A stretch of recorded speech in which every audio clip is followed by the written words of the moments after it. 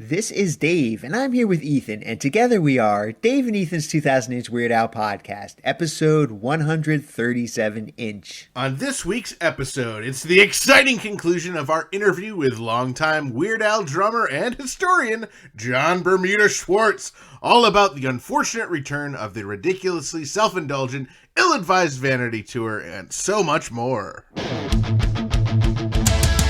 It's Dave and Ethan's 2000-inch Weird Al podcast. It's a podcast about Weird Al. It's Dave and Ethan's 2000-inch Weird Al podcast. Seriously, the whole podcast is about Weird It's Al. Dave and Ethan's 2000-inch Weird Al podcast. You don't have to listen, but we're glad you are. Dave and Ethan's 2000-inch Weird Al podcast.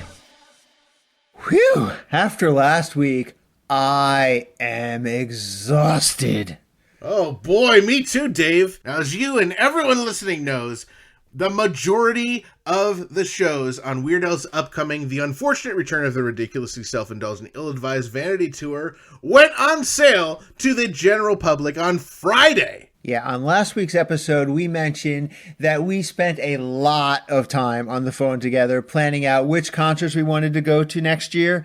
And after last week's episode aired, we spent even more time figuring things out. And you know what, Ethan? I think all that time that we invested up front paid off very well. Oh, and there were so many things that added to the stressfulness of last week. Dave, I was traveling for one of the on sales. I was going through security at an airport, and you covered for me. You and UH Jeff did. So there's a lot of stuff. But luckily, for every show that we had planned to go to that had already gone on sale, we were able to secure tickets.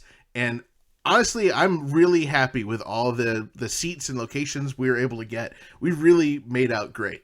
Yeah, so as you mentioned, thanks to some help from some friends and thanks to some really good luck, we got a bunch of really good seats very close to the stage without having to go VIP, except for, of course, the shows where we wanted to go VIP. And Dave, ever since the news dropped that Al was going on tour, everyone has been asking us, which shows are we going to? And so we've hinted here or there, on our official Facebook group, and we've told a couple of people. But until we reveal which shows we actually are going to on a future episode, the big question is how many shows we're going to. All right, well, Ethan, I hesitate to give that number and our final list of shows because, well, as you know, and all of our listeners know, not all of the shows have been announced yet, and some tickets haven't gone on sale yet, and there's still like 7 shows left to be announced, and, we may still add others to our list,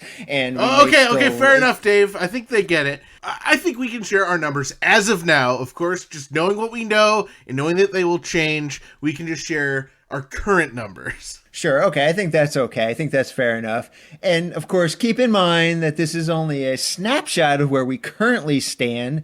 So, obviously, between now and the end of the tour, things are bound to change multiple times. All right, so, Ethan, with all that in mind, how many shows are you planning to go to on the unfortunate return of the ridiculously self-indulgent, ill-advised Vanity tour? Well, Dave, I'm planning to go to every single show that I can possibly make happen. And so as of right now, I have 30 shows purchased, and there's still 5 more I'm waiting for the venues to go on sale for. That's crazy. That's insane. That's like my level of touring, Ethan. Well, I learned from the best, Dave. And also, I'm younger than you. I've been tour chasing a lot shorter than you. So I really just have to make up for lost time and get my overall number up there. Plus, I'm just so excited about this tour, the different set lists every night. I only saw 10 shows on the original Vanity tour, and I wish I could have seen more, so why not triple it? Yeah, that's one thing about this tour that's really cool is that every single show is going to have a different set list. And even if there is a show in the same city the next night, it's going to have an entirely different set list. So it's going to be a great show to see multiple different concerts on. Yeah, and as we saw tickets going on sale, some of the venues that have 2 shows in the same market, they actually are selling 2 show tickets, which I don't know if I've ever seen that before. Yeah, I think that's new to this tour, at least new for me for this tour. That's one of the many different new observations I noticed about this tour, which I'm sure we'll get to a little bit later. All right, Dave. So I said I'm doing 30, and I'm still waiting on 5 more to go on sale. How many shows are you going to? So you've actually got me beat so far this tour. So far, I've purchased tickets to 29 shows, and I'm still waiting for 2 more shows to go on sale. Wow! So how many shows have you actually seen at this point? All right, so as of the end of the Strings Attached tour, I have seen Weird Al in concert 195 times. Holy crap, Dave. Well, okay, so 195, you're going to 31. You are going to hit big number 200. Yeah, so if things do not change between now and May 7th of next year, my lifetime show number 200 will fall at the Saturday show in Medford, Massachusetts. And just to be clear, I know we've kind of discussed this off the air and we've talked to other people about it.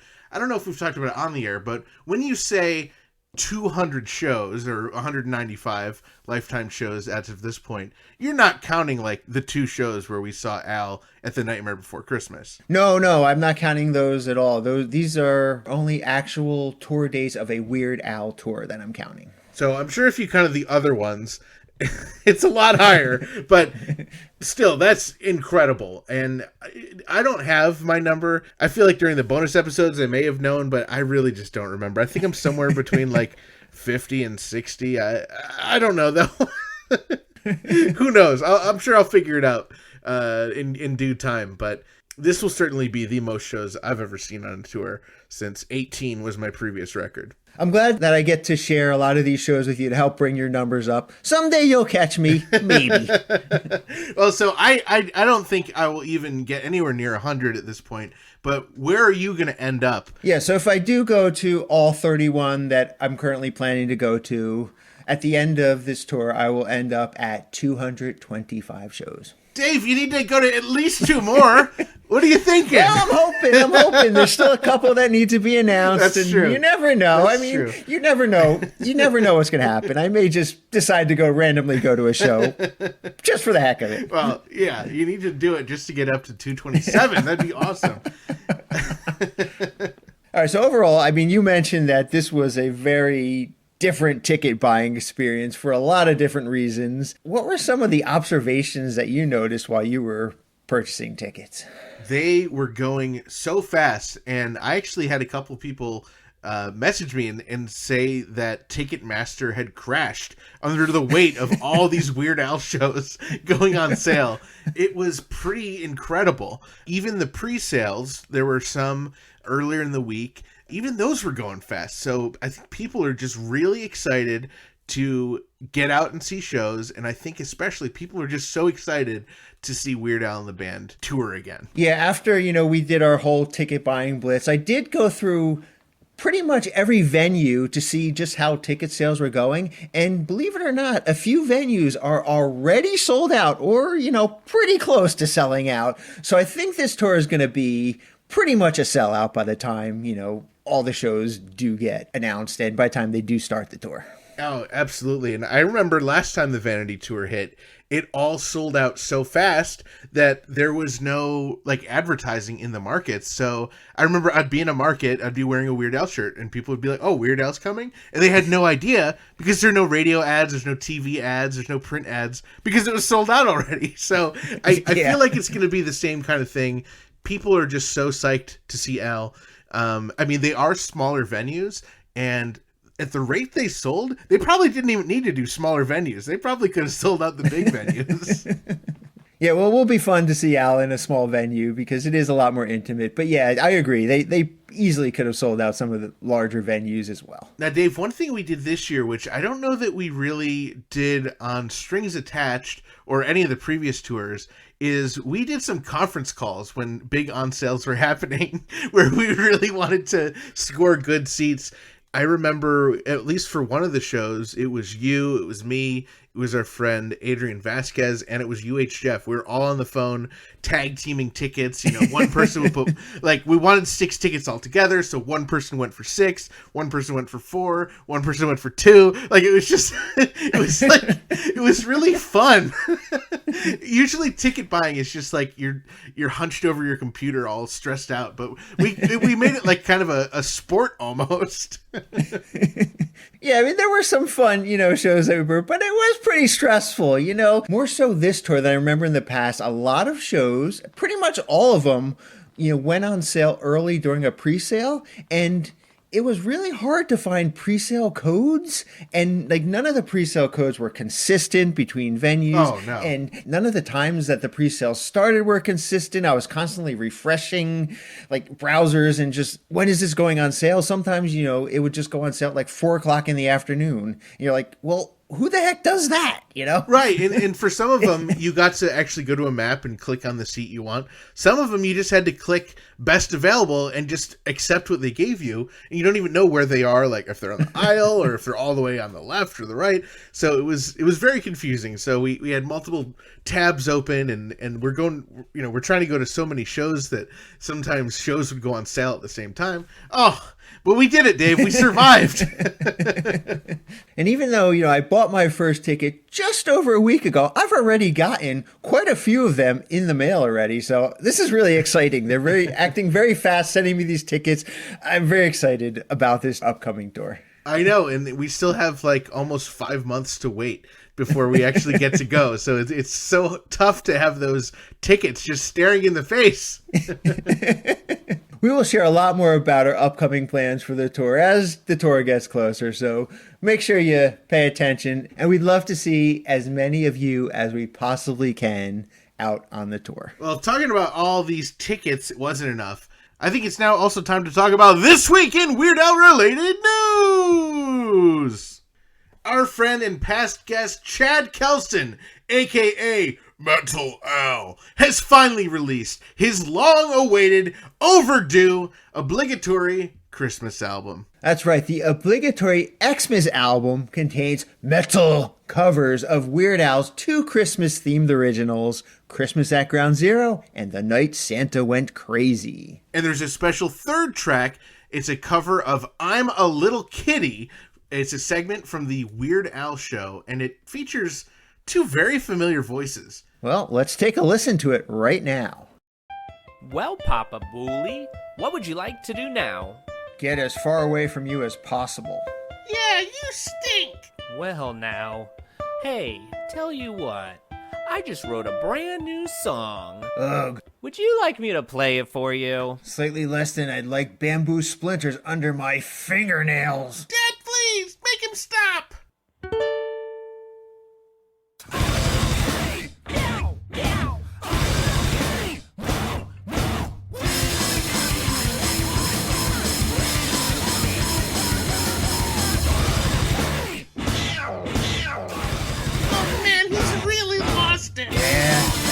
Back to the home for old Fred. Oh, yeah, Papa Booley here. Yeah, he's singing the kitty song again. No, he's lost it. Better bring the straitjacket. Well, in case you don't recognize the voice of Papa Booley, that is our very own Dave Elvis Rossi. Yes, and our very own Ethan Ullman supplied the voice for Baby Booley. Be sure to grab the Obligatory Xmas album and all the other incredible Metal Al bums over at metalalbandcamp.com. And by the way, Dave, my Metal Al vinyl finally showed up. Yes, I got mine in the mail too, along with my Obligatory Xmas album. Yes, how cool. So we received the parody album on vinyl, and the special pre-order bonus was, of course, the physical edition of the Obligatory Xmas album on CD. I'm so glad we pre-ordered that, Dave. I am too, and I'm so glad we finally got it. It is going to go into heavy rotation into my Christmas music playlist. Now, unfortunately, we've got some sad news to report.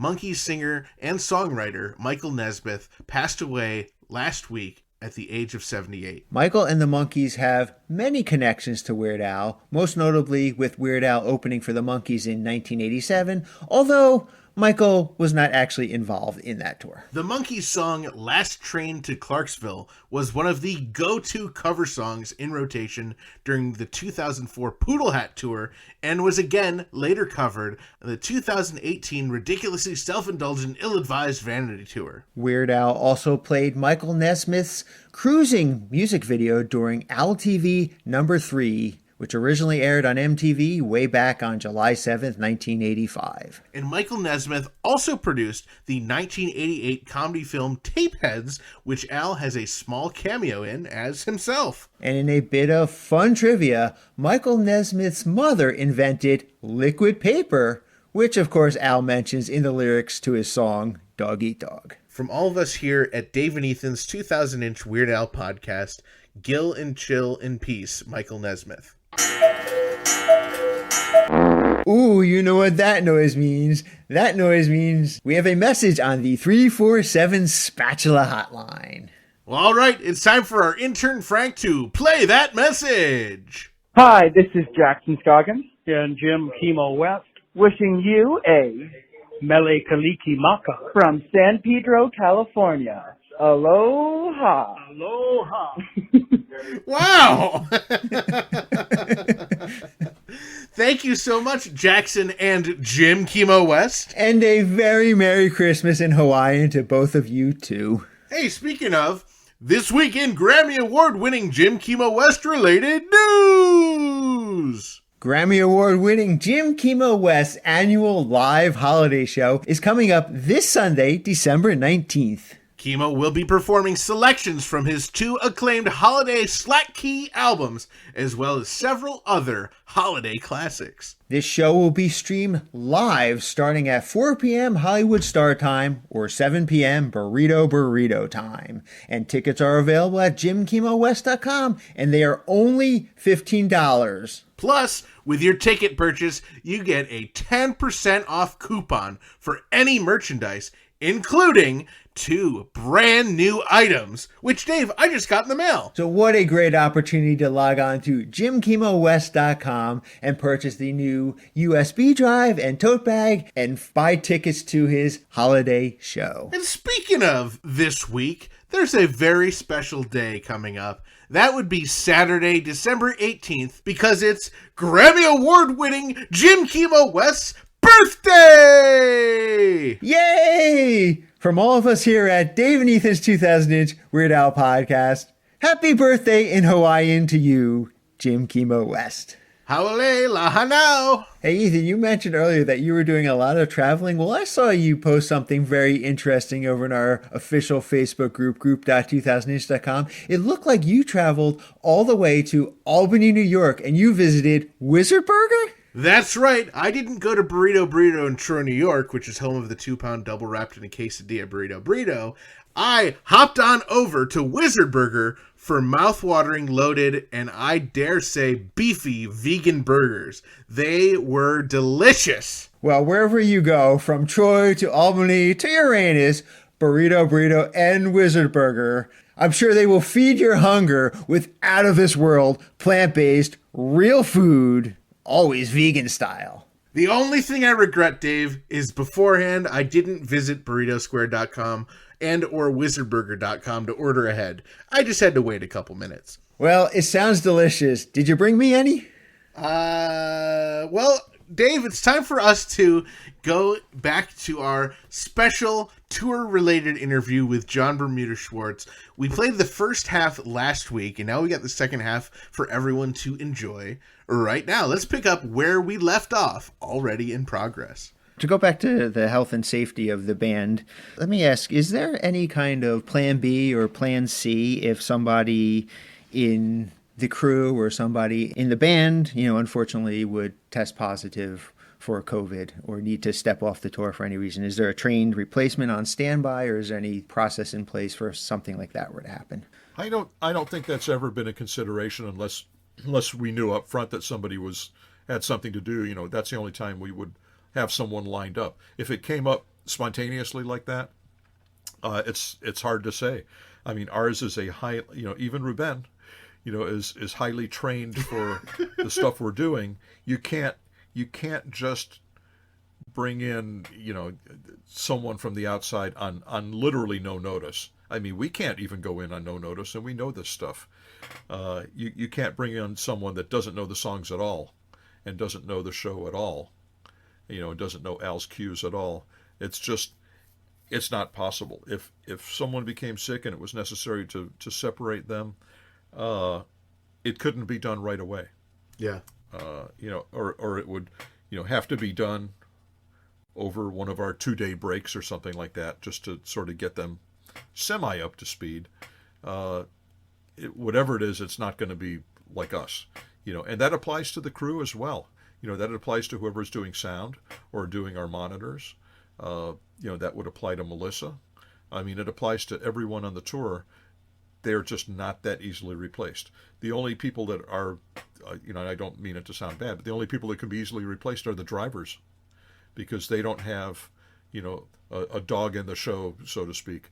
They literally drive the vehicle. And I hate to say it, but anybody can come out and drive the vehicle. Anyone with a CDL, who can be hired by the bus company to come out and step in and drive the vehicle. And that's happened a few times for different reasons. Right. If someone, the drivers are a lot more dispensable than anyone in the band or crew. I don't know that, with the exception of me, actually, it's me that on no notice had to get a sub back in 2003, I think it was, when I got Bell's palsy. And happily, Steve J's drummer, Pete Gallagher, was out on the road as he was like one of the techs. He just kind of hauled gear and did stuff. And he was on the road, and a great drummer, and sings as well. And we were home on a 4-day break, and I had this happen while I was home. And when I came back out, it was apparent after the first show, which I was in Meadowbrook near Detroit. It was apparent after that show that my hearing was just really, when I got Bell's palsy anyway, the muscles in your face just like go limp, and that includes your ear muscles and everything that sort of filters audio, filters sound. Wow. Well, the all the low end was just howling in my head. I literally could not play, or I was literally extremely difficult to play. And he was thrown in the next day. I did one show, and it's like, I can't do this, I need to take a short break. And he was thrown in the very next day, and I remember it was Rockford, Illinois, and the guys all rehearsed the whole show with him, and I sat behind him for that show and a couple more, actually.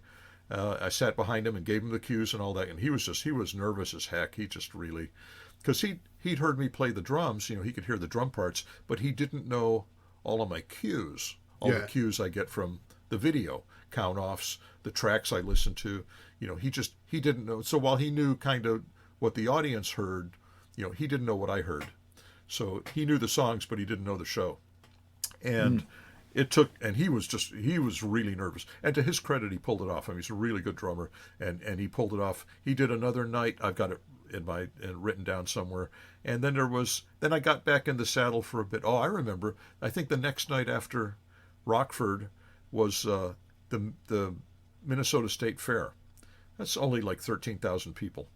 And he was really nervous for that. He was real nervous, but because that's the most people he'd been in front of, I'm sure, ever. Wow. And so that, that's the only time that's happened, and we didn't plan for it. Although happily, he was on the tour. If he hadn't been, it's hard to say. I mean, I would have really had to struggle with the show. I probably would have done it, and I would have had to really struggle. Now, that was like a physical thing, like a physiological thing. As far as COVID, if somebody, just needs to be isolated, it's hard to say. Yeah. I don't know if there's a plan for that, and I, if there is, maybe we just need to have someone, or 2 people or 3 people even, that we could call, who could be available on no notice to fly out and step in. Maybe we will be asked to do that at some point. I don't really know. It hasn't come up yet. I do actually have a few people, for the drum chair that I would consider to come out and do it, who would be up to the task. Actually, on this tour, they would just have to figure out what my charts are and, listen to a bunch of originals, and it'd be pretty straight ahead for them. They don't have to worry about count-offs or, my peculiar mixes that I play to, and, when we're listening to a video track or something. They just play it as a band. So there are some really, I'll tell you who a couple of them are, in fact. Among the guys at the top of my list would be John Hernandez. John Hernandez, Johnny Vatos, was Oingo Boingo's drummer. Forever. Oh, nice. Wow.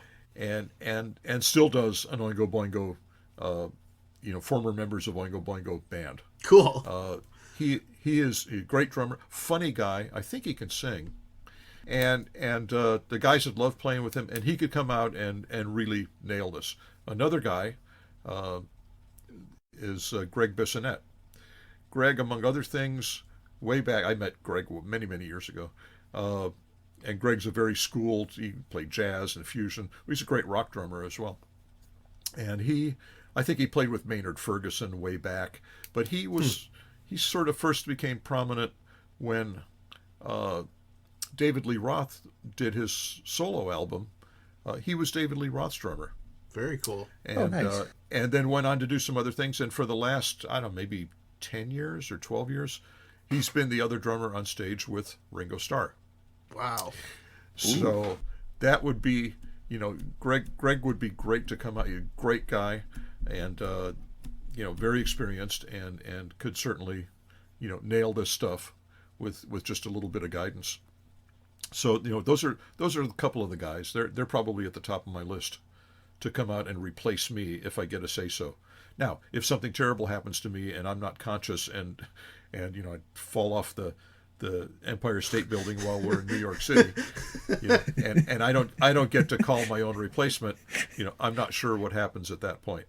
But if we're asked to line up some people, for that possible phone call, I would check with them and see, I would ask Greg, is Ringo going out in 22? Because if not, I might, don't sit by the phone, but just in case, I might have a gig for you. Or same with Vatos. I would prep them a little bit in advance that they might, possibly get a call. Hopefully not. Now, if something like that happens to Al, then Emo can come out and start singing.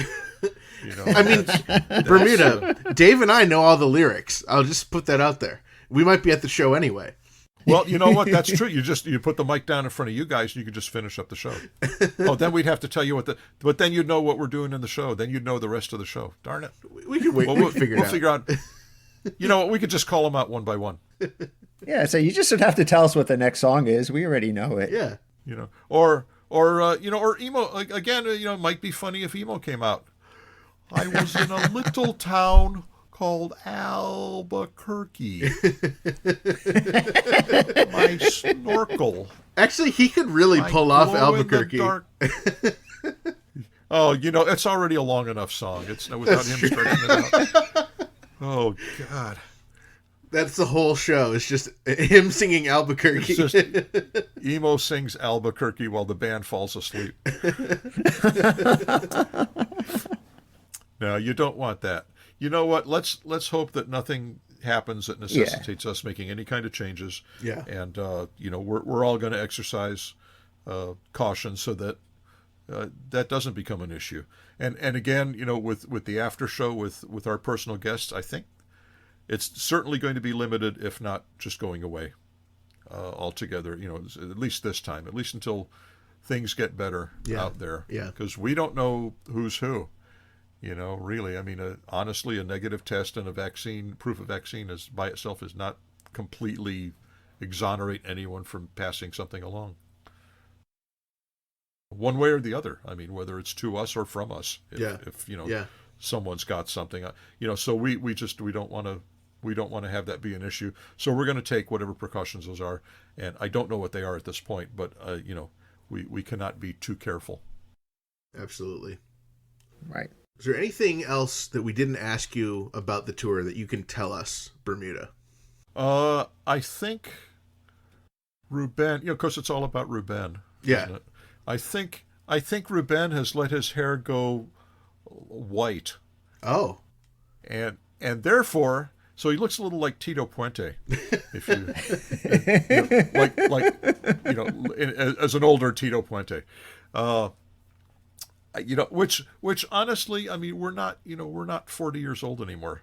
He's when he would dye his hair, and it would look, I mean, it would just be like jet black. I mean, it really just didn't look natural at all. I mean, people don't expect older guys or women to have completely their original hair color. I mean, it's just not. Yeah.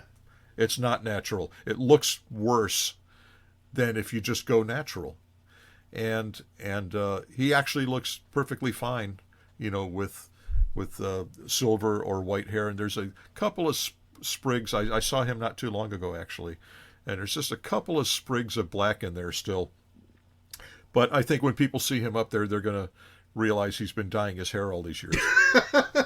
Not that he's the only one. Not me, of course. But there was that one tour where Steve showed up with like red hair or maroon hair. I don't remember Right, what yes. that was about. And but basically everyone's just gone. They look the way they're supposed to look. But Yeah. I think Ruben's going to be the most obvious. That's going to be the most obvious change. And and I'm sure some of the fans are going to go, "Wow, we saw you just 3 years ago and your hair was black. What happened?" and the fact is, it's been transitioning to white for many, many years. Yeah. As have all of ours. Yeah. And if I had any hair at all, I would probably dye it. But I've got two issues with that. So my hair's going gray, but it doesn't really matter. It's just now it's all skin colored. But other than that, I don't think there's anything. I am planning. I'm planning on having different drums out. Oh. They will probably sound the same. I hope they sound as good or better. But I'm planning on bringing a different set of drums out. It's a new set of drums for the company, for Ludwig, and it's a new finish. And that I think is I've actually been gigging with it in town a little bit, and the other musicians and some of the people in the audience have commented on how cool they look and how great they sound. Wow. So I'm planning on Great. bringing those out on tour. So that'll be a little bit of a change for me. I think Ruben is getting a new keyboard. Wow. I believe he's getting a new great. a new model of a Kurzweil. He's waiting for it right now. What about your bass drum? Are you going to have a special graphic? I don't know. I'll we were almost going to do that for Strings Attached, and I came up with a concept, and I think I ran it by Al, and at some point, well into the tour, and obviously no artwork on the bass drum head, I think he finally asked, "So what became of your brilliant idea?" And I just said, I didn't have the $65 to do it or whatever. I think I just sort of gave up on it. And now that we've done a couple of tours with just a plain head on the front, I'm not averse to just having that. We don't really have a logo is the thing. I mean, it's not like an Alapalooza tour. I had a big silhouette of Al's dinosaur head, for example. And for Bad Hair Day, of course, it said the Beatles. There's a story that's a whole show by itself. Actually, that's a very quick story, and I'm going to tell you that one real quick. We were rehearsing for that tour in '96 or '97, I guess we went out. I forget. And I think Al and Jim and I were standing around, and Al says, "What are you going to put on the bass drum head this year?" Because I traditionally had something on the bass drum head for, I think, almost every tour. And I said, I don't know. I hadn't really thought about it. And Jim says, "How about the Beatles?" And there you go. That's how that came about. That was a short story. Idea. Yeah.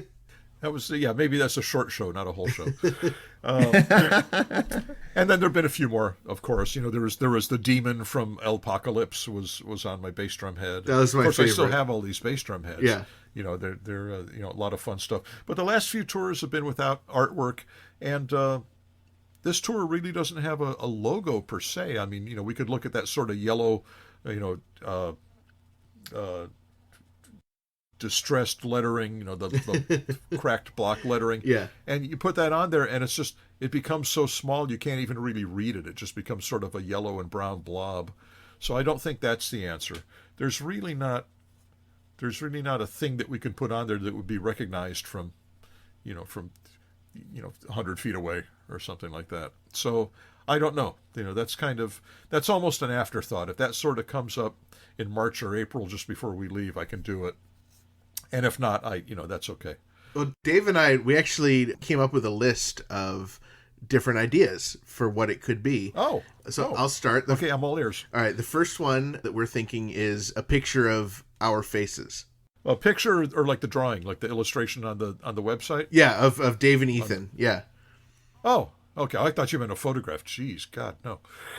But yeah, the drawing. Okay, all right. Okay, next. The next one would be our logo, the Dave and Ethan's 2,000-inch Weird Al podcast logo. Okay, that's sort of people. They'll be able to read that. Okay, all right. We're thinking one where it just says intern Frank with a big X over it. Well, see now, people then are going to think that they're seeing the band X. Oh, okay. They're going to want us to do adult books and White Girl and stuff like that. No, I don't think that's. I know the drummer from X, DJ Don Bonebreak, who that's his real name, Don, and he subs for me. He subs for me with Rip Masters. Oh, really? I've been playing with Rip Masters since 1981, since shortly after I met Al. Wow. And he's the main sub when I'm on the road. And he's not working with X at the time. He comes in and does Rip's gigs, so that's very flattering for me to be replaced by him. But yeah, I don't. People are gonna think that I stole the drums from him or something. That's maybe, true. Because he's also a Ludwig guy. He's That's a Ludwig true. artist now. So, he's got DJ's drums. Great. Yeah, no, that's okay. All right. All right. So the next one would be Gill and Chill. Our Gill and Chill artwork. That's kind of fun. That's Weird Al related. Oh, okay. All right, Gill and Chill. Got it. Okay. One, it's just your face. Oh God, no, that would. Well, not an illustration, a drawing, not a photo, right? Not an actual photo. Yeah, well, what about a Funko Pop figure of Bermuda as the drumhead? Oh, there you go. Yeah, I bet they'll start making Bermuda figures then, when everyone around the North America starts ordering them. Start sending in pictures of the bass drum and say, "Can you make this?" What if the bass drum just says black and white and weird all over? What a stupid thing to say. What does that mean? What is black and white and weird all over? The hell is that? Oh, that's my book. Oh yeah. Al wants me to promote my book at every show. Yeah, that's. Yeah, I think he'll enjoy that. Yeah. Although you know what, the drum set is black and white and weird all over. It's a black and white kit. It's black and white and gray. So it would actually, there's not going to be almost any color up there on my riser except for me and my cymbals. Everything's going to be silver or chrome or white or black or gray. It's going to be very monotone, which is kind of cool because the drums will pick up the lighting. They'll pick up the lighting nicely. Yeah. Instead of being a certain color, and then you take a blue sparkle kit and then put a red light on it, and it just sort of looks weird. But put a red light on a black and white kit, it turns red. Put a green light on, it turns green. Put a blue light blue, yellow light yellow, etc., etc. So it's a very dynamic. And I used to use all white drums back in the day. I mean, way back, I always had a white or at least a light colored kit, and it always picked up the lights really nicely. So black and white and weird all over. It would sort of go. It's sort of a little self-serving, perhaps. Oh, Weird Al's in the book. I don't know. He's in the book. He's in the book. He is and he isn't. Well, No, that's too deep. No. Yeah, I don't see, because then people are going to expect to buy the book at the show. It's, oh, he's advertising the book. We'll go out to the merch table and buy the book. Yeah. Actually, that's not a bad idea. You should sell it. That'd be great. That's not a bad idea. No, but you know what? Yeah, it's no, nothing too personal like that. It's got to be a little more generic. All right. Like if I put your pictures on there, he can't argue with that because it has nothing to do with the band. It's not like any one of us is benefiting from that. It's right. Like, you're just two guys that are probably our biggest fans and love what we do and dig people out of the woodwork for these podcasts every week. I mean, people we don't even know. People who have said they did something and they didn't. There's after the 2000th show, I'll tell you who they are. Yeah. But for now, I'll just let you think about it. Yeah, maybe just a white head so it can pick up the different colors of the lights would be a good thing. Or what if it's glow in the dark and it says Weird Al? So like when the lights are on it, it like lights up and says Weird Al. I don't know. We'll keep thinking. Thinking. Now, no, you know what? Some of that like light, that iridescent paint. Yeah. That's like light green, and just have that on there so it's kind of not really visible, but then when the lights go out, it just glows Weird Al. That'd be cool. Ooh. Yeah. Oh, that'd be very cool. Of course, that would get annoying after the first time. What if you did 133 different bass drum heads and it's just different every night?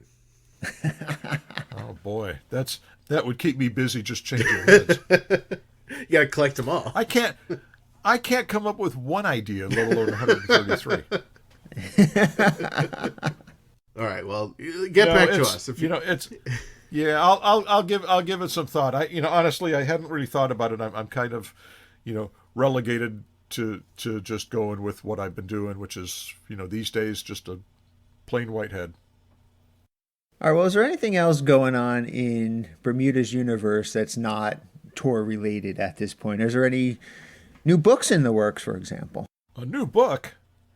Yes, there is. Wow. As a matter of fact. Great! Wow. Yeah, I almost forgot. I've been talking about this stinking tour so much. It's like, oh yeah, I'm working on a book that will probably, hopefully, come out during the tour. Wow. A little later in the tour, hopefully. Yeah, we are based on the. Well, I don't want to call it success, but no. Honestly, Black and White and Weird All Over was a successful book.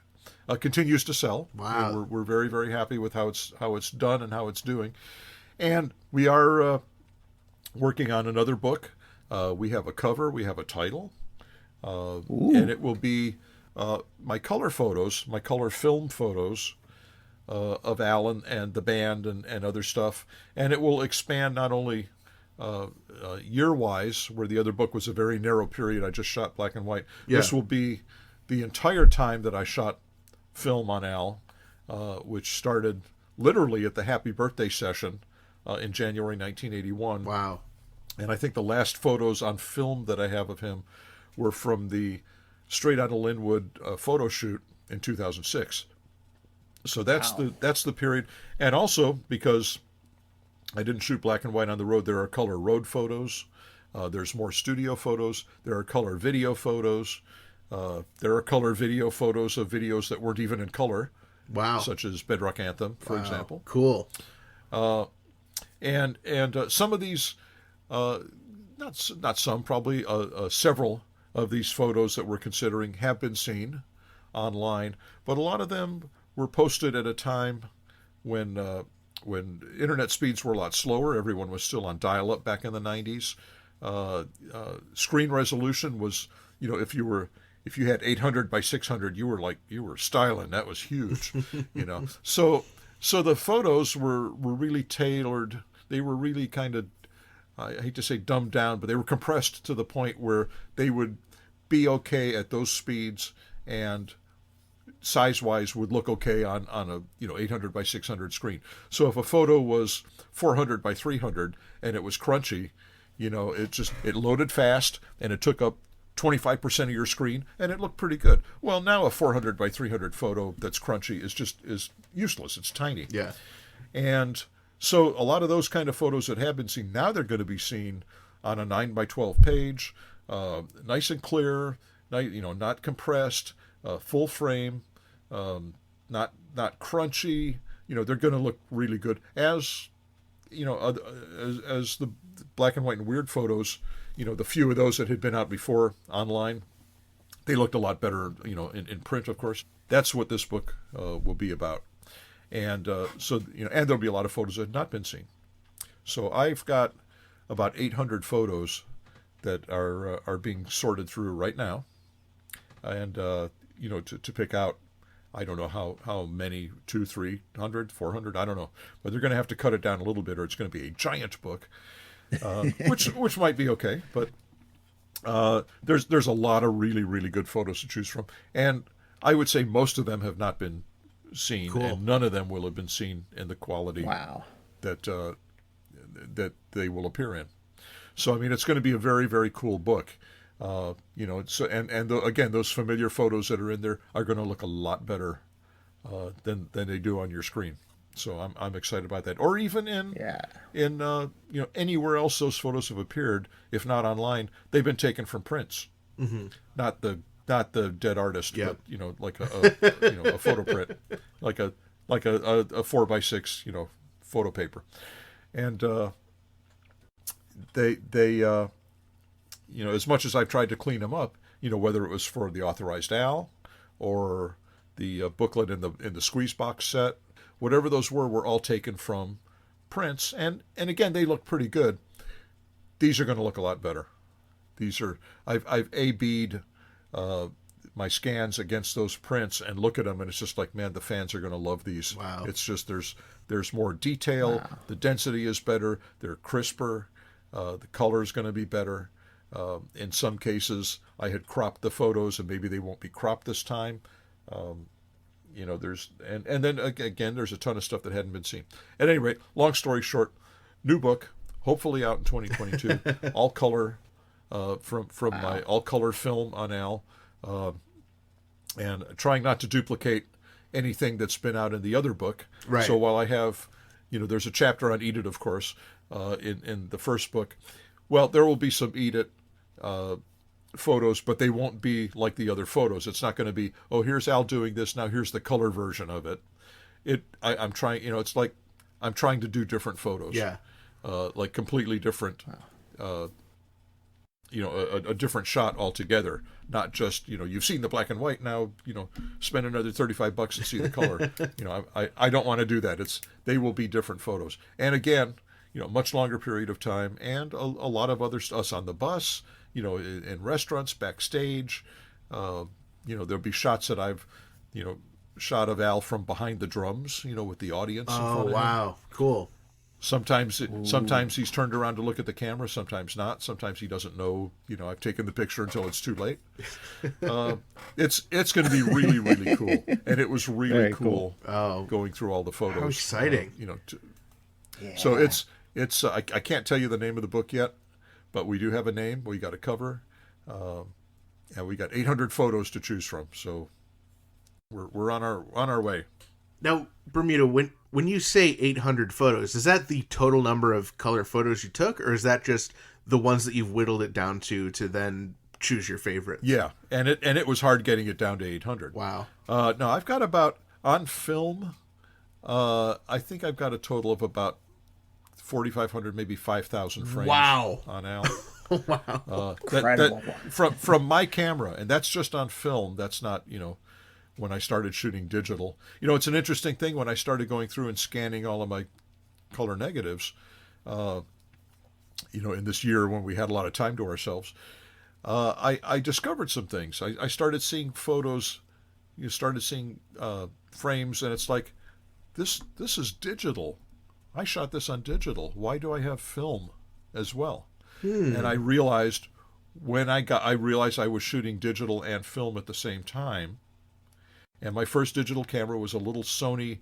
It was a DSC 1, I think, digital still camera 1. and it was a $600 camera, and the resolution was 640 by 480. Wow. Which again, in 1997, when I got that camera, that filled up your screen. So it was like, what's not to like? Right now, 640 by 480 is pretty small. But I had, for example, when we shot, and these photos will be in there, when we shot that sort of mock unplugged promo commercial for VH1, Yeah. where we did the loungy versions of, Yeah. like a surgeon or whatever it was, and Eat It and stuff. There's a classic photo of Al with short hair, a nice close-up. Well, I think the one that's been out there was the one I shot digitally, probably not the one that I did on film. And I compared them. And it's just night and day. Obviously, a 640 by 480 digital shot next to a nice, clean, full res, film. Yep. It's night and day. It's just, I'm telling you, everyone's going to love these. They're going to go nuts. That actually would have been a pretty cool cover, except it looks nothing like Al. Right. Yeah, people are like, what is this? You're right. No, we went with and the span of time that I shot film with Al, went through his LASIK period. So I have a lot of photos of him, with just the longer hair and without the glasses and mustache. Mm-hmm. And we opted, though, as many people gravitate towards Al's old look.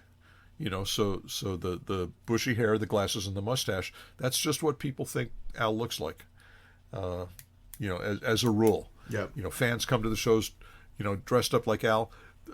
90% of them come looking like that. That's the classic Al look. So that's the look we went for the cover. That's the photo we chose was from that era, was from the pre-98 era, I guess. Yep. I think he got LASIK at the beginning of 98. Yeah. Wow. This is so exciting. That's so exciting. Yeah. How do you bring 5,000 pictures? How do you narrow that down to 800? That is an incredible task. Well, it was really easy to get it down to about 1,500. I mean, there were a lot of duplicate photos. There were some blurry photos. There were, things that just were just wouldn't look good, or weren't necessary. But there were a lot of photos that I think need to be seen, and I had a really, really difficult time getting it down that far. And so I submitted all the photos to the guys, basically in order for, to help me sort of weed some out because I was having trouble.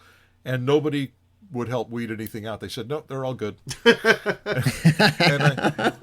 I thought, well, Al certainly isn't going to like all of these. I mean, and I think it was 854 photos I sent to Al, and he pulled like 5 of them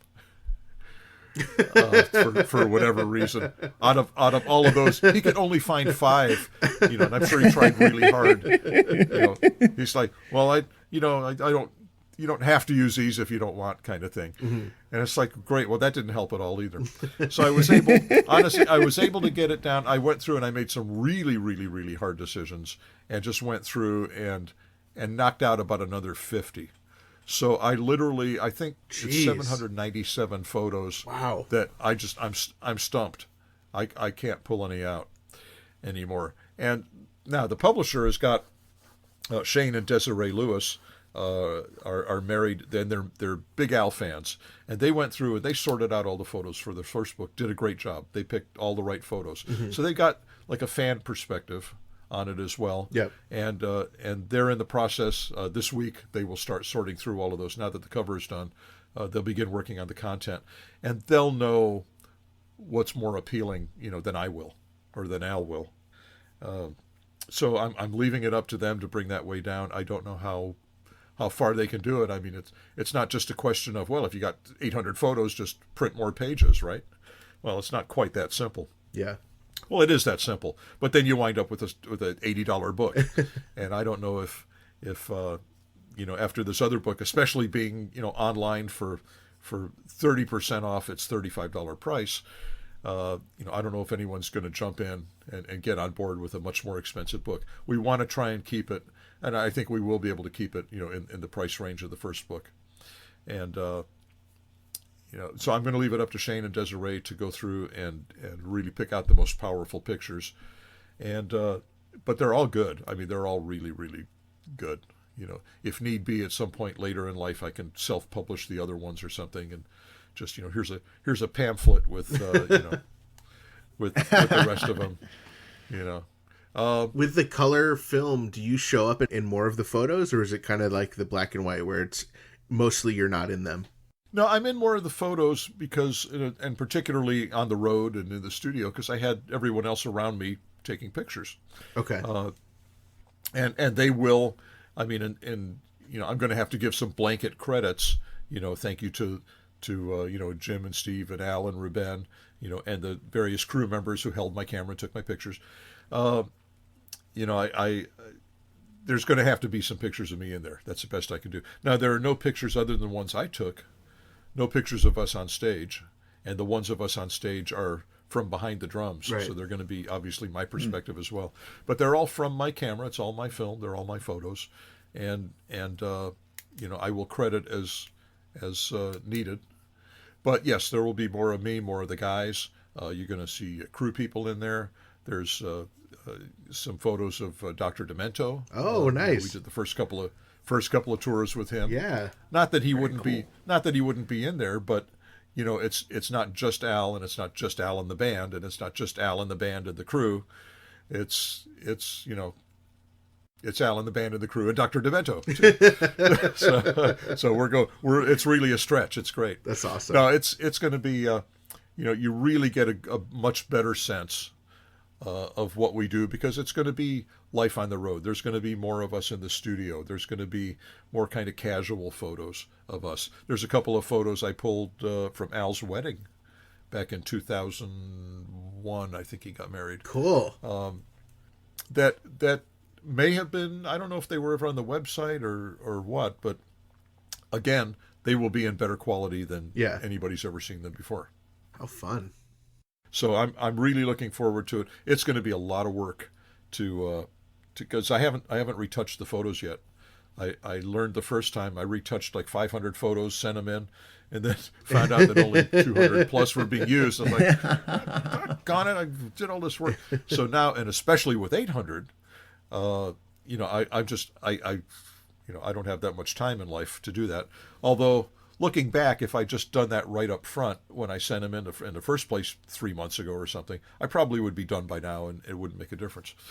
But the idea is once they select the photos, whatever it is, 250, 350, whatever, at that point I then start working on stuff, and I hope it's not too close to the tour, because it's going to be my life's going to be hell. Yeah. For a while. And then beyond that, beyond just working on the photos, I think, I'm not sure if I'm going to caption each photo or what. I had only one what would be considered a negative comment on the book, and that was, that they loved the book, but they just, they wish I would have captioned the photos. I wish they would have, that I would have explained a little more about what was going on in some of those photos. So I thought, well, that's not unreasonable, although and I don't mind working hard, but, that's also going to be a little repetitive. Here's me and Al in the studio. Yeah. There's me and Al in the studio some more. Here's me and Al, same studio. Here's the studio and me and Al in it.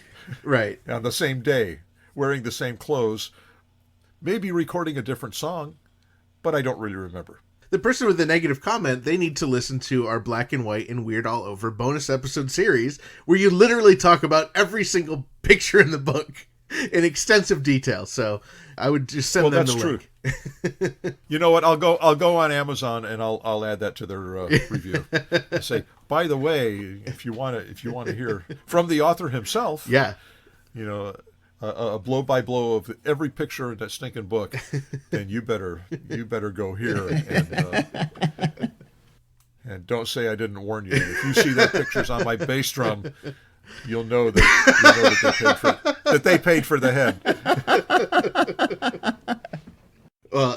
we trust that, in due time we will hear all about the book, the title, the cover, release date. I'm sure you will share that with us when the time is right, and we really look forward to diving in even deeper. Well, I absolutely will, and I look forward to talking about every stinking picture in this new stinking book too. No, Bermuda, we can't let you go just yet, because we recently had insane Ian Bonds on the podcast, and he revealed something pretty stinking majestic about his Me, Myself, and I Weird Al tribute album, in that there is a song on there, a quote-unquote cover of Dog Eat Dog by a Mr. Mac Hine and the Stupid Jerks, and he revealed that was really you and Al. Can you tell us about that? What is the whole story there? I'm sorry he did. I just told him that. Just to see if it would get out. No, I don't know who did that. I kid. Yes, that was me, and it wasn't deliberately Al, but it was Al by virtue of the fact that was the music on that was his demo to us, to the band, of Dog Eat Dog. He gives us his recording of it. Here's what I want it to sound like. Actually, I think I had programmed the drums on that, or maybe I had taught him how to program the drums, but that was my drum machine on that. Okay. And Mac Hine. Oh, it spells machine. Yep. Yeah, that was just something funny I sent it, and I don't even know if I told him at the time that was me. I think I completely... Oh, he didn't know. I think I sent it. He did not know. He didn't know even then. I don't think... And I think what happened was, I think I had this whole thing set up like I was this guy from Chicago, or from Chicago area. And I probably sent the recording to Mike Hoffman in Chicago, and with a letter, and had him... post with some kind of, I don't know what address he used, but had him forward that, and really just set it up so it couldn't be connected to me. But that was Al's demo, and that was I think I did it in the, it was then by SoundForge software called Acid, which is sort of a GarageBand kind of a program for Windows. Okay. And I think I probably did it in Acid, and chopped up, recorded, text-to-speech audio, really bad audio, on my, probably a Windows program, and chopped it up so it would sort of fit, the rhythm of the song. Although obviously there's times where it doesn't. There's times where it really conflicts. But I was able to. I don't know if I've still got the original script I wrote, but I was able to get it to have inflections and do some different stuff depending what I type. Like I think if I put in some some periods, like an ellipsis, the three dots, I think it would give it a pause.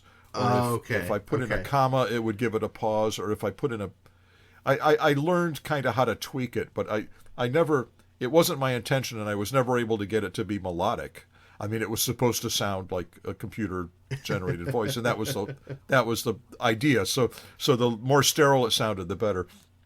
But as far as the rhythm of the speech, I was able to tweak that somewhat, and then I chopped it up in Acid and laid it out against the track, and just very, very, very, very proud of it. And unfortunately, the machine used on that, it was my very first drum machine. It was a Yamaha RX-11, and it was like $800 back in 1985, and it does what a free app now does on your phone, right?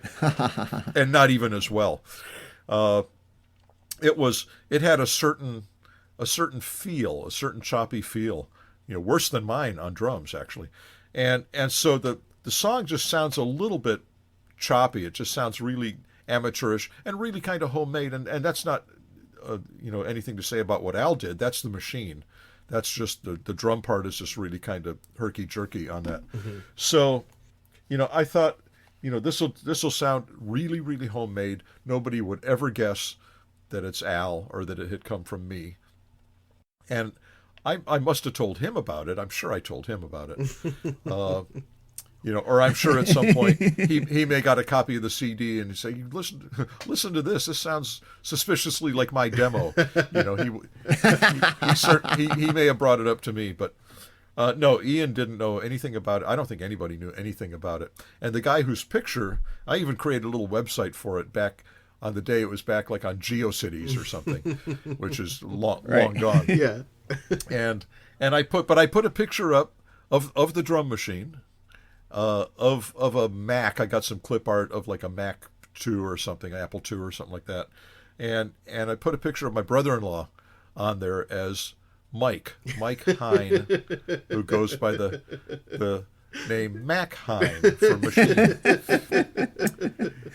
and wrote this little story about, I'm this big fan, and I sent in a recording, that I did on my computer, and Ian picked it for the album. I'm really excited, kind of thing. And just sort of left that on. It has a couple of links to some other things in it. I think to Ian's site at the time, which is long gone also. Yeah. And but anyway, I put it back up on my website if anyone's interested. And I need to. Did Ian give you the address of it? Yeah, it's bermudaschwartz.com/machine. Okay, good. Yeah, it's just, it exists as it did then. The links don't work. There was a sample of the song that I guess I had posted, and that's not there anymore. But just so people can see what it was, and that'll just live there until I die or until the hosting runs out, I guess. So great. Now, what was your thought process in using Dog Eat Dog? I'm guessing you had so many demos you could have chosen from. Why did you pick Dog Eat Dog? That was one of my favorite songs on that side of the album. Yeah. That's I don't know. I just maybe I thought it would sound funny with a computer voice. I don't remember. You're right. I mean, I have a ton of other Al demos that could have been used. I don't know. I think at that time that was just and it was well after the song was out, obviously. I think that's just what I thought would be fun. It didn't sound overly professional. It sounded very homemade, and it was homemade circa 1986. That's just what our technology was at the time. So I think that's why I chose it. And I guess I thought it would just be funny. Would translate well in that voice, and it did. It did. I still listen to it, and it's like, it sounds amateurish and deliberately so. I mean, if I was to do that today and tried to make it sound good, I mean, it could sound a lot better. I could certainly line up and make the vocals fit the music a lot better. But I just thought it was cool to leave it a little bit, rough. and that was, so to speak, Dog Eat Dog, rough. Nice. And see, I'm funny. I'll tell you, I'm the funny one in this project. Al's funny. Al's funny. I'm also funny. I'm very funny. Funny guy. Funny Bermuda. Anyway, no, I just thought that would be a cool way to work that, and I think it turned out cool. I don't remember at what point I told Ian, but I think I let it slip at some point, and nobody seemed to care. I never saw any mention of it or anybody going, "Wow, that was you! Oh, wow! Oh, you had us fooled." I mean, nobody said anything. It's like, no, people have forgotten, or they don't care, or they're mad because I fooled them, or whatever it is. And so it just sort of went by. And in chatting with him again recently, I think he brought it up and wanted to know more about it. Because, I mean, I guess obviously at some point I had told him. But, in the beginning, no, he didn't know, and it was just, and I don't remember if I bought or if he just automatically sent me a CD of that, but of course I have a copy of it. Yeah. And in the archive, for Al or Nina someday. And, that's just one of those kind of cool things. I snuck in on one of Al's tribute album things. Very cool. Now, were you ever concerned at all that track might not have made the final cut of the CD? You may have chosen not to pick that one? You know what? It never occurred to me that he wouldn't like it. Not that I thought it was great. I just was thinking, how many possible things can he get? He's going to need them all. Right. And I mean, if he hadn't chosen it, I think I had sent it to Dr. Demento. I think that was the order it went in. Oh yeah. I think I don't remember, but I think Dr. Demento played it. Maybe as a result of Ian's CD, or maybe it was the other way around. I don't recall which, but I'm thinking I probably got it to Ian anonymously, and then it went from there. Rather than if I got it to Dr. Demento, I probably would have had to tell him it was me. And then Ian, yeah, I think Ian got it first. It's very clearly the standout song on the album. It's like not that the other songs aren't good, but it's like when you hear that album, that one is extra special. And I mean, there's a reason for that, now knowing, but I'm curious for when Al would send you a demo, was there also a demo with that kind of computer music, but with his vocals, or would you guys just get that straight instrumental? It's both. He's done both, and not at the same time. Not like here's an instrumental and here it is with the vocal, but very often we would just get music. Yeah, because that's all we were really concerned about was the music. Okay, and then as a band with Al, we would get together later, and if we would then hear the vocals. And then we might work off the vocals a little bit, but in terms of just hearing the music, getting the foundation, that got us about 90% there. Yeah, and then the rest would be worked out in rehearsal. So this whole on all of Al's originals, it's a 3-phase process. By the time it gets on an album, Al does a demo, and then we get a copy of that, and then the band does a demo. So there's a band demo with Al, that's polished. Sometimes pretty close to album worthy, and then we go in and there might be a little more massaging, but probably not. Then we go into the studio and basically do hopefully what we did on the demo. I mean, a lot of times the demos, because there's not the pressure of we're now it's like costing money to record this, and it's a little more casual and a little more relaxed, a little more natural to play, and we're not kind of under the gun as much as we are in the studio, which is not to say we don't do well in the studio, but it's, we'll record a demo in one take, and we'll go into the studio, and sometimes things take, 2 takes, or 3 takes maybe. Yeah. We're good at what we do, but the vibe is a little bit different. And sometimes the often, hopefully, the album version is better than the demo, but there's times where the demo is really, really good. And this is a common thing in music. It's not just us or my perception. Yeah. And it's called chasing the demo. You go in and you try and record something as good as the demo. If it's a completely instrumental, with a band and vocals, you've gone and you made a nice demo. Now it's like you got to try and make that better. And it's hard. You listen to it and it's like, God, it just doesn't have the same vibe as and it's hard to put your finger on it. It's not like there's any wrong notes or anything, or it's not like anything's out of time. It's just, there's just something. It's just a feel. And sometimes the demo is really good. And I would love to see Al put out albums of the demos. Now, again, the demos are only the originals. We didn't have to demo the parodies because we know what we were doing. Right. There was really nothing to work on for those. We go in and literally work on those. We very often didn't rehearse them. We would just go in and play them for the first time in the studio.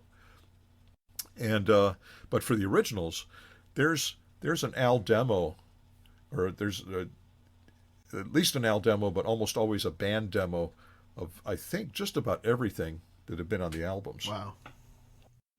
And sometimes some different demos. I mean, sometimes 2 demos. I mean, there's the famous story of Buckingham Blues, how that started out as the Ballad of Chuck and Diane, in 3 different John Cougar Mellencamp iterations before that got abandoned altogether and it became a blues song called the Buckingham Blues. Well, it wasn't a band demo. It was me with, was it with drums? I forget exactly what the early demos were, but, with accordion, of course, and I think there might have been some band demos of that as well. Anyway, I don't think those have been heard at all by anyone. I don't know if they should be. And actually, well, one of them, the very first one, would be a direct parody. So there is a home demo parody version of Jack and Diane called The Ballad of Chuck and Diane. That's, it's in my archive and Al's archive, and I think it's probably going to stay there. I do want to point out that Bermuda, and I know you have listened to our long interview with Al. He did say that Dave and I have permission to listen to anything in your archive. So I want you just to remember that. And not necessarily us playing on the show. He's such a joker. What a kidder. What a joker. Cracks me up. He is the funny one. I guess he's the funny one. I have that saved to my phone, so I'll play it anytime you need reminding. Oh, no, I heard him say that. I heard him say that. As soon as you heard it, it's like you start shredding the files. Like, all right, gotta get rid of some stuff. Yeah. Let's we'll see about that. I don't even listen to the stuff in the archive. I mean, I just, it gets digitized or whatever, and then it's filed away forever. Because once I've heard it, it's like, once I listen to that stuff go by, because of course it has to be archived in real time, from tapes, from the old days. I would sit and I'd have to listen to the whole thing. And it's like, well, why have I saved this? Well, I just heard it. I don't need to save this for anything, but I did. And it's all in there, and Al has access to it anytime, and so, some of it's interesting to say the least, but but this whole demo thing, it would be very cool, and I have it all digitized and ready to go. I mean, it's Al would have to give the go ahead, and then I think Sony would have to step in because they have the rights to those songs, not the recording itself, but as far as the publishing. Okay. They got their hand in there, so it's not enough to say, well, this wasn't done on the label's nickel, it's ours. That's not the case on these. Not as easy as that. Okay. Now, the Ballad of Chuck and Diane, the original accordion parody, that's Al's. That's a different deal. That doesn't exist under the label. So, if for some reason he ever wanted to release that, I mean, I could send him the file. It's ready to go. I'd have to get the go-ahead from him. I mean, directly from him. Not from some stinking podcast. Well, Ethan and I are willing to go through the archive and listen to everything and pick out what we think would be best to be released. So we're willing to put in that work to help narrow it down. Oh, that would be nice. Can you narrow down the 797 photos first? Sure. Yeah, we're willing to look at your photos as well and narrow those down to 796. I hope you got a fast internet connection. That's going to take a while to download. We can easily quit our jobs and do any of this stuff for you, Bermuda. Just let us know. Yeah, I'll tell you, this books, the photo stuff and this archiving stuff and all of that, it's a full-time job. I mean, I'm not even playing drums, and I'm as busy as I've ever been. Wow. Let us help you. We'll do it. Okay. I'm home today. Come on over. Okay. We'll hop in the car. Oh, this is great. Bermuda, thank you so much for telling us all this stuff. There's one thing I want to go back to with the tour, the unfortunate return of the ridiculously self-indulgent, ill-advised Vanity tour. Now, as fans, we were treated to something really incredible, which was Stitcher put on a recording of every single show. Do you know if there's any sort of idea to release every show of the unfortunate return of the ridiculously self-indulgent, ill-advised Vanity tour in a similar fashion? Yeah. Phew. I'll tell you, first off, the name of the tour is like our first song. That's like 3 minutes and 30 seconds right there, just to say, welcome to the unfortunate return. No refunds, buy a T-shirt. I haven't, honestly, I have not heard if they're doing that. And also, honestly, I don't know if there's going to be a sufficient number of song changes to really make that attractive. I don't know. And thirdly, I mean, it's I don't know how well Stitcher did on it if it's something they would engage in again. But really, I don't know if they're going to do it. If they did, that would be cool. I mean, I loved having copies of all of those shows. Loved having, nice files of all of the cover songs we did. Yeah. I've got WAV files of all of those shows. So I mean that would be cool. I haven't heard yet though. Okay. It would certainly be simple enough to do as it was last time. Well, I think you underestimate how much the fans want something like that. So if that's something that you have any say in and you can push Al on it or push Stitcher on it, we would love to get something like that again. Well, I would assume that they're in talks about it at this point. Not something I could bring up out of the blue. They've either thought about it or they haven't. Yeah. But if Al should ask me, do you think we should push to have these shows released on Stitcher again? I would say sure. If for no other reason than Dave and Ethan would enjoy it, absolutely. I mean, maybe you were the only guys that downloaded those. I don't know. Right, maybe. It's in which case Stitcher would have to decide if that was really a wise investment or not. But yeah, I wish I could tell you. I mean, there's a lot of unknowns, some of which I actually do know. But that's one that I don't. Mm-hmm. And whatever they want to do is fine. It doesn't affect what any of us do. Yeah. It's not like we get any extra money for being recorded. I think Al paying us $125 per show, he thinks that's enough money. So, I mean, I don't do it for the money. I do it for the catering. The catering's really good. These guys on a vegetarian diet, there's not as much steak or fish or chicken, but the veggies are really, really good, and it's pretty healthy. If you do nothing but eat what Al eats, you stay in pretty good shape. So that's why I go. Indeed. I just Plus, I like seeing the country on Al's nickel. Yeah. So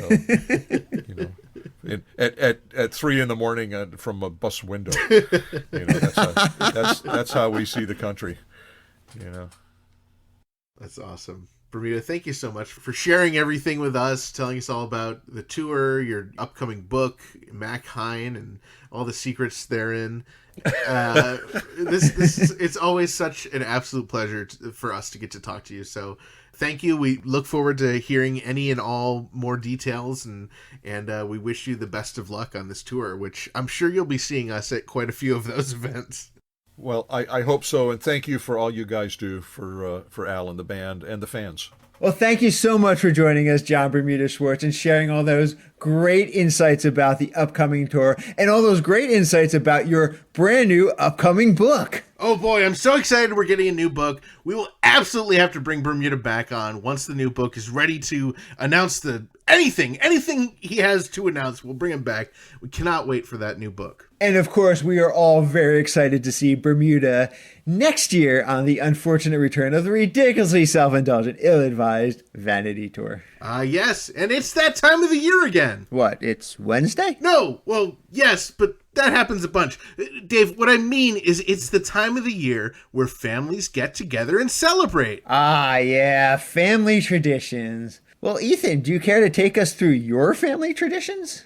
Well, of course, I'd love to, Dave. Well, I know a lot of families have similar traditions, so I'm sure our listeners will relate. How do you kick off the season? Well, as soon as the weather gets colder, that's when we all strap on our wolfen wool stylish no caps. Ah, yes, as we all do. And then each and every night, a whole family gathers around the iPad and we watch each and every at SEB_SHEP TikTok video. It would not be the season without doing that every single night. And of course, then the patriarch of the family lights a fire, and we all gather round as they read The Ruins of Our Past by Sebastian Shepard in its entirety. Ah, that sounds so delightful. So celebrate the season and head right on over to wolfandwool.com and follow at SEB_SHEP on TikTok to get in the holiday spirit.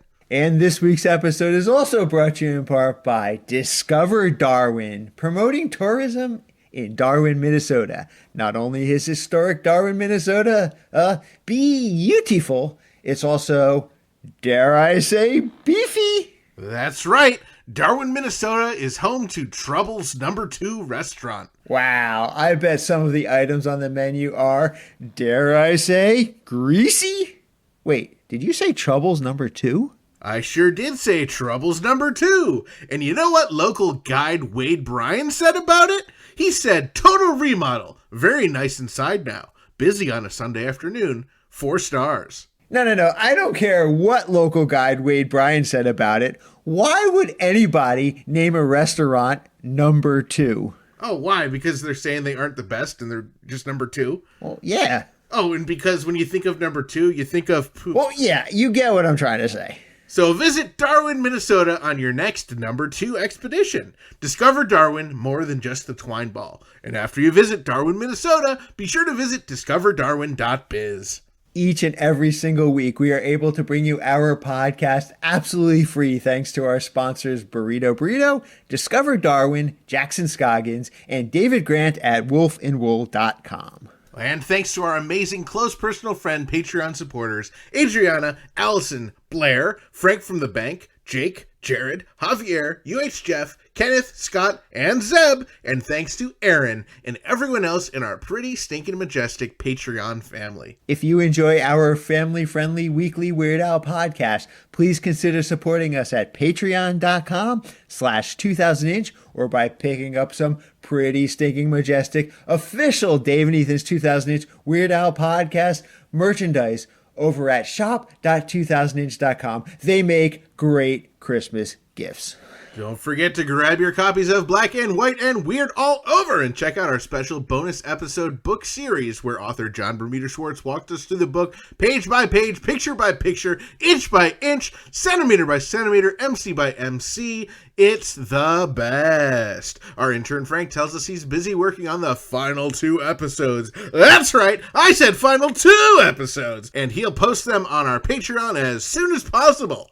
Our Patreon family also recently got to hear secret episode number 23, where we try a soy decaf hazelnut latte live at the Coffee Bean on San Vicente Boulevard and give our thoughts on the experience. Remember, only Patreon family get to hear secret episodes, and only Patreon family get to hear all bonus episodes early before the public cheapskates. We always love hearing from our listeners and other Weird Al fans, so please join our Facebook community and post about Weird Al by visiting group.2000inch.com. And we also love it when we receive voicemail via our official 27-hour-a-day podcast hotline, 347 Spatula. Give it a call and you might even hear your message in a future episode. For everything about our podcast, including incredible past episodes and guests, be sure to visit WeirdAlPodcast.com or 2000inch.com. And make sure you keep up on new episodes, podcast news, and events by following at 2000inch on Facebook, Twitter, and Instagram. And thank you all for subscribing and leaving reviews on your favorite podcast app. You want to make sure you subscribe because not only does it help out our podcast, but you never know when we might drop some breaking headline news. Thank you once again to our guest, John Bermuda Schwartz. Also, thank you to Bob Groder, UH Jeff Nucera, Adrian Vasquez, Jeremy Samples, Jason McDonald, Ed and Kathy Conway, Chad Kelson, a.k.a. Metal Al, Jackson Scoggins, and the Grammy Award-winning Jim Kimo West for calling in and for our incredible podcast theme song. And thank you to Weird Al Yankovic, as this podcast probably would not exist without him.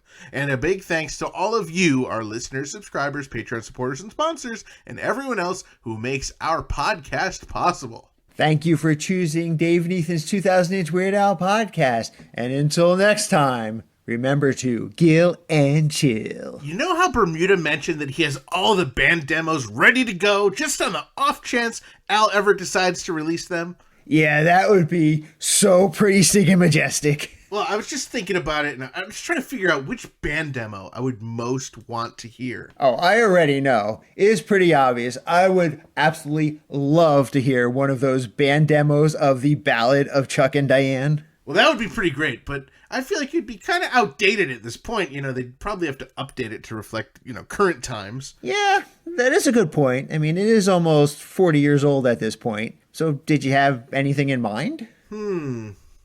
If only there was like a modern day duo that Weird Al could sing about. Maybe a certain, Weird Al podcast duo, or I don't know. I got some ideas. Oh, I got it. The obvious choice would have to be the Ballad of Dave and the Tarantula.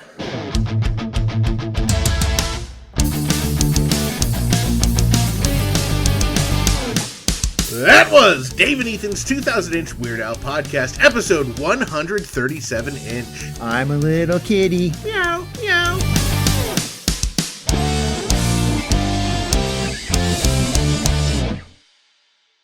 What if the bass drum just says black and white and weird all over? What a stupid thing to say. What does that mean? What is black and white and weird all over?